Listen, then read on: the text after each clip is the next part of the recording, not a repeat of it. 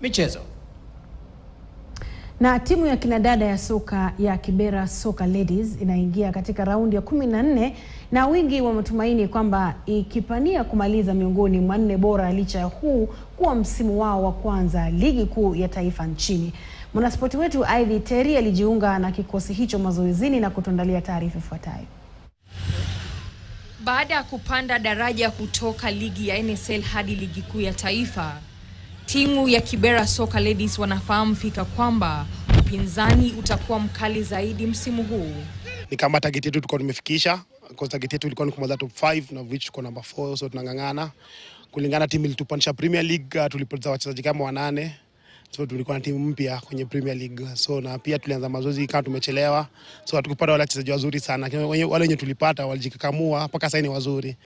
Ni kwa mantiki hii ndiposa wanafanya kila wawezalo kujitayarisha vilivyo, huku ligi ikitarajiwa kurejea baada ya mapumziko mafupi.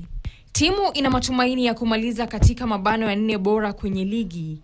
Nahodha wao Lucy Njeri ametoa onyo kwa wapinzani wao. Kitu ya kwanza, sisi tunapiga mazoezi vizuri. Kitu cha pili, timu yetu pia tumejipanga vizuri. Financially pia hatusumbukani sana. Pia wanatuangalia vizuri sisi kama wachezaji. Tangia kupanda daraja, Kibera Soccer Ladies wameandikisha ushindi mara 6, wametoka sare mara 3 na kupoteza mara 3 msimu wao wa kwanza. Wako katika nafasi ya 4 kwenye jedwali. Baada ya kupanda ligi kuu ya soka nchini, wanadada hao wa Kibera Soccer Ladies wanatazamia kusalia kwenye ligi hiyo, huku wakiamini siku moja watanyakua taji lao la kwanza. Ivy Terry, KTN News, Michezo. Na mtazamaji ambao unatazama kupitia runinga KTN Home, nasema